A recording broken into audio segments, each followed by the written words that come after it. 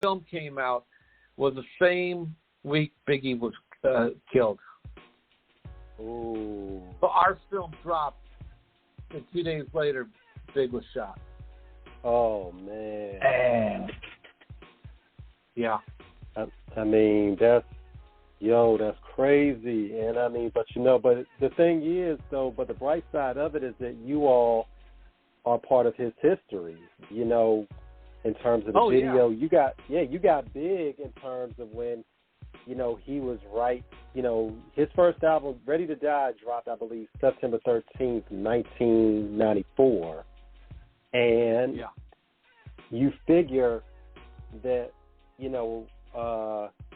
within that time frame, because, of course, we watched the scene with him in the jeans and the Coogee sweater, so this is probably around, 95, 96. So Big is already a rap phenomenon right then. I mean, Big is up. Like, he's heavy. Yeah, Big had money then.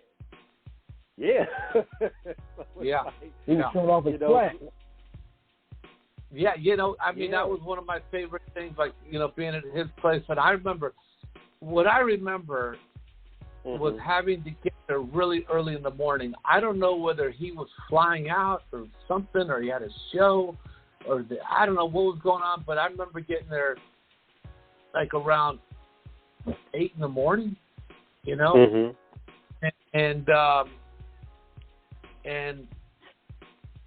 he's sitting on this couch, and there were these plaques to the side. I said, "Hey, man, can you open these plaques up?" It looked like he had just gotten them, and he was like, "Yeah."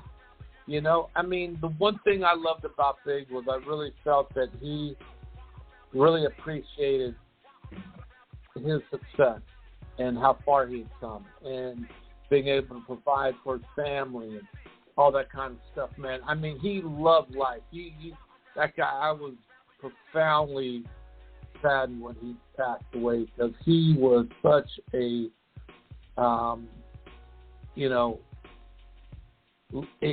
he had such a life force about him. Yeah. And, it's unbelievable he's gone. Him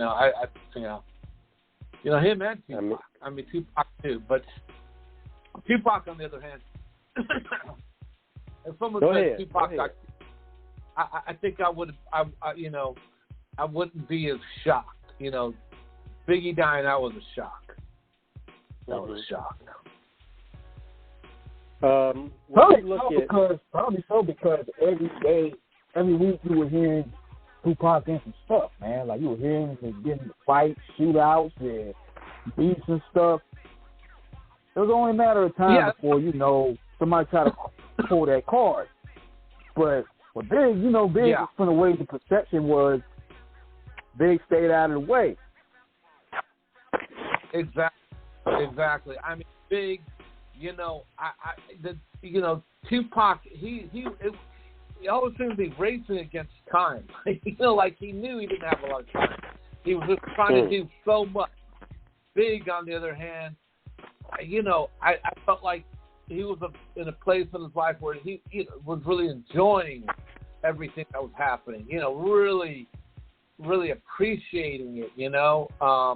I mean, they were two completely different artists, yet, to me, they're equals in terms of their charisma, their, the stuff that they did.